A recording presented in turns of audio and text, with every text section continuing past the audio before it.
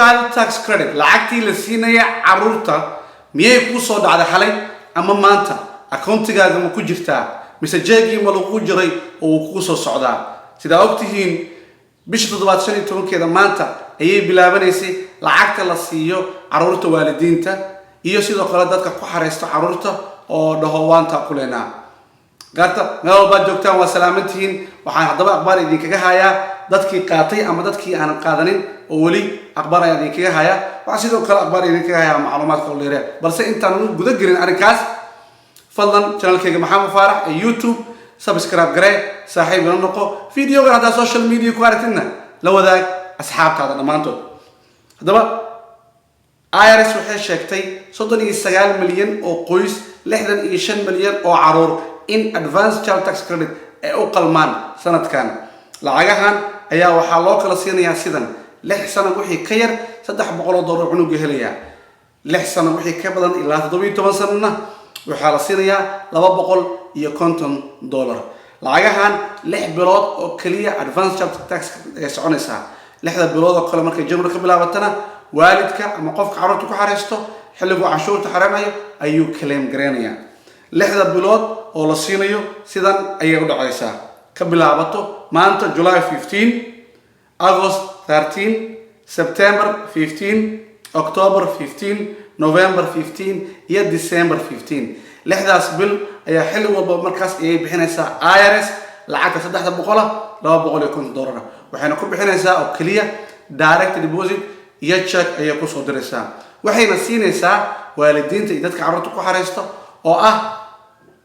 dadkii canshuurta buuxiyay 2019 tax iyo 2020 tax haddii aadan 2019 iyo 2020 tax aadan buuxinin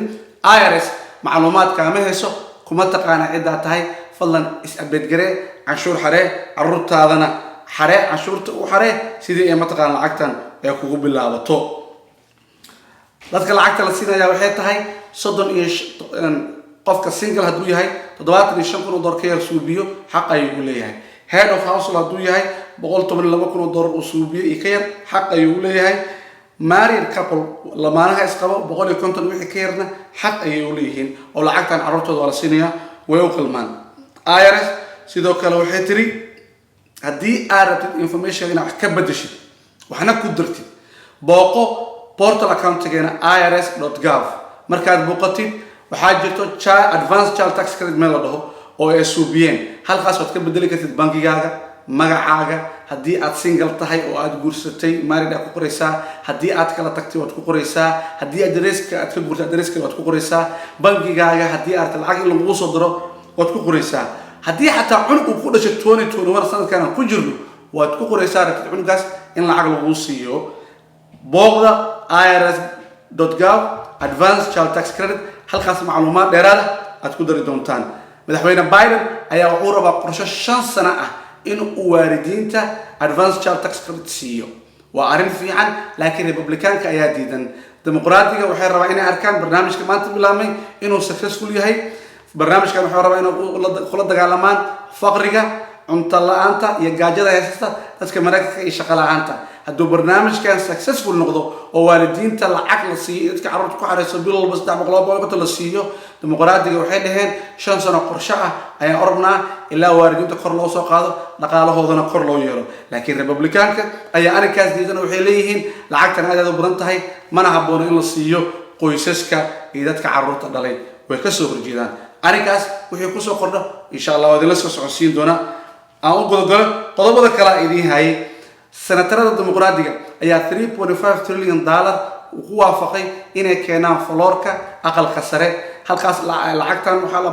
budgetka human infrastructure uu doortay madaxweyne Biden way lacagtan waxa loogu talagalay aad iyo aad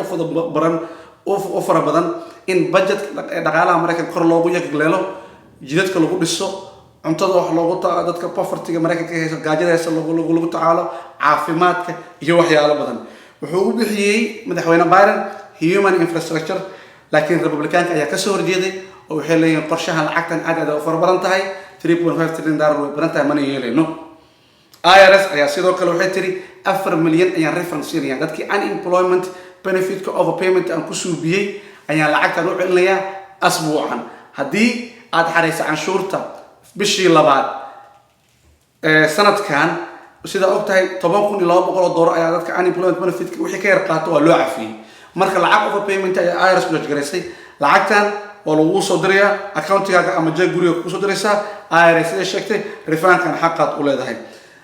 shaqaalooyin badan oo unemployment American ah kuna 27 gobol ee Mareykan ayaa waxay soo gareeyeen 27 gobol ee Mareykan governoradooda sida ogtihiin 27 governor ayaa ku dhawaaqay oo badan Republican ah in ay joojinayaan lacagta PUA $300 benefit-ka la siiyo asbuuci dadka unemployment goboladooda joogo Maryland maxkamad markii la tagay maxkamadii waa ku guuleystay dadkii ku guuleystay lacagta dib ayaa loo bilaabay laakiin 26 gobol ayaa wali ku adkeysanayo inay jiraan ka jareen dadkooda $300 maxkamadooda meel fiican ayaa maraysa gobolka joog Ohio gobolkeena maxkamadda ayaa la qoray maxkamadda meel fiican ayaa maraysa waxa laga yaabaa in dadka loo soo daayo lacagihii madaxweyne Biden iyo dimuqraadigan waxay dhaheen gobolada waa inay ka laabtaan go'aankooda dadka unemployment-ga shaqo la'aanta ah $300 federal PUA-da in loo fasaxo sida ugu dhaqsada badan Ohio dadka qaata PUA oo qaadanayay last year ilaa hadartan ama qaatay dadkaas oo overpayment la judge gareeyay Department of ODJFS waa la hadlay shalay waxay ii sheegeen in dadka overpayment la jagray email u soo direen emailka u soo direenna uu yahay hadii aad $500 ama $400 ku siin jireen asbuuci ee ka jiraan ku dhahan $199 ama $200 xaq u leedahay overpayment 20,000 ama 10,000 ama 5,000 ku gareeyeen afis ayaa dalbanaysa waiver ayaa jiro email to waiver ka soo direen ka jawaab hadii lacag overpayment lagu leeyahay waxa laga yaabaa macquul ah in laga cafiyo laakiin waxay dhaheen hadii overpayment-ga uu yahay fraud ama identity verification cida tawaana soo cadeysa lacagtaasna way ku aaleysaa wali ilaa ay soo cadeynayso hadii ay tahay laakiin lacagtii laga bedelay asbuuci inta qaadanaysay oo lagu yiri lacag yar qaadanaysa overpayment lagu suubiyay fadlan ka faa'iideysa barnaamijkan overpayment-gan waiver-ka ah waa laga cafinaya gunaanadkii hadii aad tahay waalid carruurta lacagtan lagu siiyay $300 ama aan wali lagu siin way ku soo socotaa ee dul qaado hadduu check yahay ilaa 2 asbuuc qaadanaysa hadduu bangi yahayna maanta ayaa ku soo dhacday ilaa maalmahana way soconaysaa lacagtaas waxa loogu talagalay in carruurtiina waxa ugu qabataan ku korisaan si fiican oo korisaan waxay rabaan oo soo gadaan ama saving aad u dhigtaan fadlan si fiican lacagtaas ku isticmaala waalidiinta Soomaaliyeed carruurta ku taakuleeya kuna kubciya noloshiina sidaad heer ugu gaartaan waaniga maxamed faarax barnaamijkan wixii ku soo kordha waa idin la socodsiinayaa waxaan idinkaga tagayaa amaana